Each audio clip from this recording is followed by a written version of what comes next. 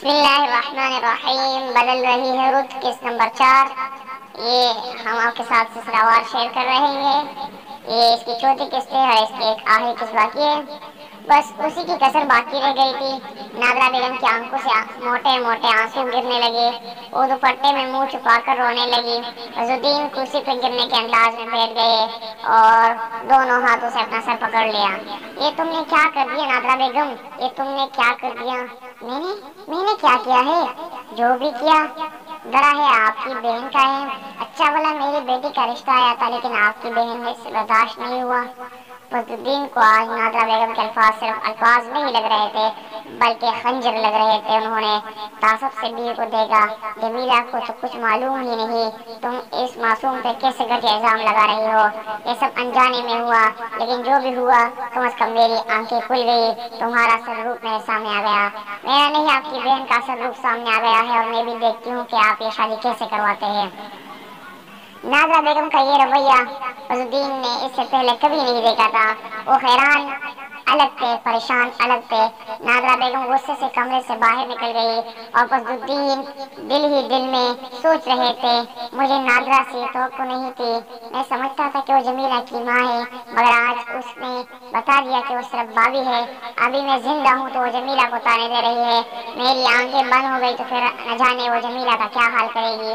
नाज़रा तो गलतफहमी की बुनियाद दबना कर गलत ही सोच जा रही थी। न जाने इस औरत को कब पकड़ आएगी। मुझे जमीला के लिए से बेहतर मुस्तकबिल के लिए कोई ना कोई फैसला तो लेना ही पड़ेगा। दिल पर पत्थर रख कर मैं इस बारे में झूठ तो बोल दूंगा, मगर बासत का क्या करूँ? या अल्लाह मेरी मदद फरमा। या अल्लाह तू ही मुझे कोई रास्ता दिखा दे। अल्लाह की याद का दिल में ख्याल आते फजलुद्दीन ने जल्दी से उठकर वुज़ू किया और नमाज बिछाकर सलाते हाजात पढ़ने में मसरूफ हो गए। अगले दिन फजलुद्दीन बिना नाश्ते गए घर से निकल गए और ऑफिस चले गए। ऑफिस में इनका दिल न लगा तो उन्होंने सिद्दीकी साहब को कॉल करके पठान के होटल में बुला लिया और खुद भी वहाँ पहुँच गए। सिद्दीकी साहब के आने के बाद वो बहुत देर तक खामोश बैठे रहे। आखिरकार सिद्दीकी ने ही खामोशी तोड़ी, तो आपने फैसला कर लिया? फैसला तो कर ही लिया, मगर फिर भी मैं अजीब सी उलझन में गिरफ्तार हूँ। मेरा दिल को चैन नहीं है। फजलुद्दीन ने अपने बालों में हाथ फेरते हुए अपनी परेशानी बयान की। कैसी उलझन? उलझन यही है कि झूठ की बुनियाद बनाकर कैसे मैं एक रिश्ता जोड़ लूं, ऐसा रिश्ता जिसकी बुनियाद झूठ पे टिकी हो। इस रिश्ते से मैं क्या उम्मीद रख सकता हूँ भला? देखिए, इस दौर में एक बेवा औरत से शादी करना कोई भी तैयार नहीं होता। आपको खुशकिस्मती से ऐसा अच्छा रिश्ता मैसर आ रहा है तो अल्लाह का शुक्र अदा करें। आपको मालूम ही है कि ये दुनिया कमजोर लोग के किस कदर जालिम है। फजलुद्दीन के कान में एकदम से नाज़रा बेगम की आवाज़ें गूंजने लगी। उन्होंने सर झटक कर धीरे से कहा, जी दुनिया तो आपकी जालिम है, लेकिन ये मेरा आखिरी फैसला है कि मैं झूठ की बुनियाद पर कोई फैसला नहीं करूंगा। अगर रिजवान जमील से शादी करना चाहता है तो उसे अपनी माँ को सब कुछ सच बताना ही होगा। देखिए फजल भाई, मेरा माने तो आप ठंडे ज़हन से सोचे और रिजवान की जगह अपने आप को रख दे, फिर फैसला आपके लिए आसान हो जाएगा। सिद्दीकी साहब के तमाम मशवरे फजलुद्दीन के दिल से रखते थे और इन पर अमल भी करते थे, लेकिन जमीला के मामले में वो रिस्क नहीं लेना चाहते थे। लेकिन नाज़रा बेगम के रवैये ने इनको चौकन्ना होने पर मजबूर कर दिया था। वो बहुत कुछ सोचने पर मजबूर हो गए थे और रिजवान का रिश्ता हाथ से जाने भी नहीं देना चाहते थे। वो बड़ी मुश्किल में फंस गए थे, लेकिन इन्हें कोई ना कोई फैसला तो लेना ही था। फजलुद्दीन ने घर पहुंचकर सबसे पहले जमीला से बात करने का फैसला किया। जमीला को अपने कमरे में आने को कहा। वो तेजी से कमरे में चले गए। नाज़रा बेगम का कान वहाँ खड़े हुए और तंज़ीह नज़र से जमीला को देखने लगे। जमीला फजलुद्दीन के पीछे पीछे इनके कमरे में पहुँच गई। बैठो बेटा। जमीला, देखो तुम मुझे गलत मत समझना। जो कुछ मैं तुमसे कहने जा रहा हूँ इसमें मेरी खुशी से या तुम्हारी भलाई पोशीदा है, इसलिए मेरी बात ठंडे दिमाग से सुनना। आखिरी फैसला भी तुम्हारा ही करना है, इसलिए परेशान मत होना। जमीला परेशान उलझन आमेज नजर से भाई को देखने लगी, क्योंकि इसे अपने भाई की एक भी बात समझ नहीं आई थी। चंद दिन पहले सिद्दीकी साहब के तवज्जुह से एक रिश्ता आया था, तुम्हें याद है? फजलुद्दीन ने गौर से इसे देखा। जमीला ने फौरन सर हिलाते हुए कहा, जी मुझे याद है सलीम आंटी, वो रिश्ता नायाब के लिए नहीं बल्कि तुम्हारे लिए आया था। फजलुद्दीन ने रुख फेर लिया। ये आप क्या कह रहे हैं भाई? जमीला के लहजे में शदीद खैरत थी। क्यों ऐसा क्या कह दिया मैंने? लड़कियों के रिश्ते तो आते ही रहते हैं, इसमें कौन सी अनोखी बात है? अनोखी बात यह है कि मैं बेवा हूँ भाई। जमीला की आंखों में आंसू तैरने लगे। तो क्या हुआ बेटा, जिंदगी तो खत्म नहीं हो गई ना, अभी बहुत लंबी जिंदगी बाकी है जो तुम्हें खुशी बाश रहकर गुजारनी है। नहीं भाई नहीं, ऐसा जुल्म मत करे मुझ पर, प्लीज भाई, मैं शादी नहीं करना चाहती।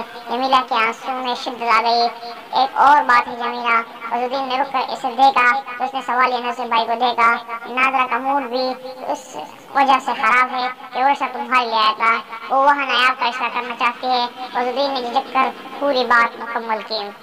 मैं नहीं मानती कि भाभी मुझसे किसी ऐसी बात पर हवा हो गई है जिससे मेरा कोई भी गलती नहीं है। वो मेरी भाभी नहीं, माँ है भाई, मैं जानता हूँ, लेकिन ये जिंदगी की तल हकीकत है बेटा, और इस तल हकीकत का अदराक मुझे अब हो रहा है।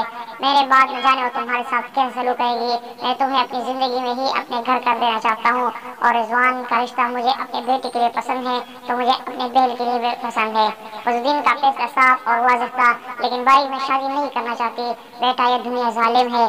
तुम्हारे भाभी ने किसी छोटी सी बात का इशू बनाकर तुम्हारे नाक में दम कर दिया है।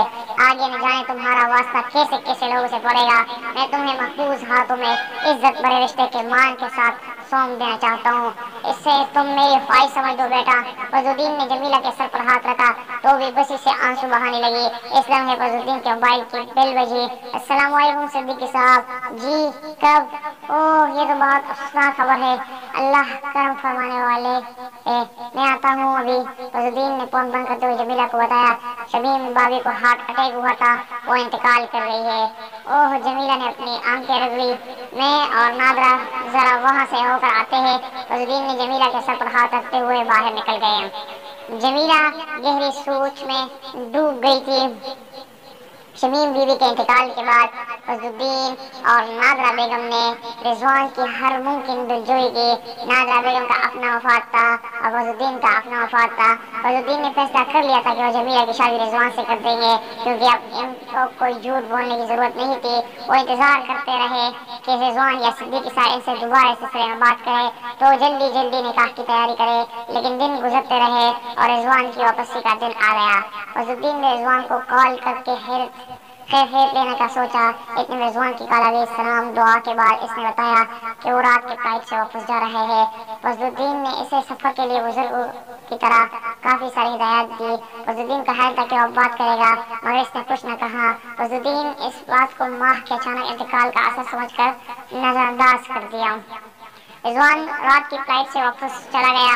फजलुद्दीन ने रिजवान से मायूस होकर इधर उधर भाग दौड़ शुरू कर दी ताकि वो किसी अच्छी जगह पर जमीला का रिश्ता कर दे और इस पर से सबकदोश हो जाए। नादरा बेगम का रवैया जमीला के साथ सख्त होता जा रहा था। उठते बैठते उसे ताने देने लगी थी। इतना अच्छा रिश्ता गंवा दिया हमने सिर्फ इसलिए कि बुआ घर बैठी है। अरे दीदी, तुम अपने घर की हो जाओ ताकि मेरी बच्चियां भी अपने घर की हो सके।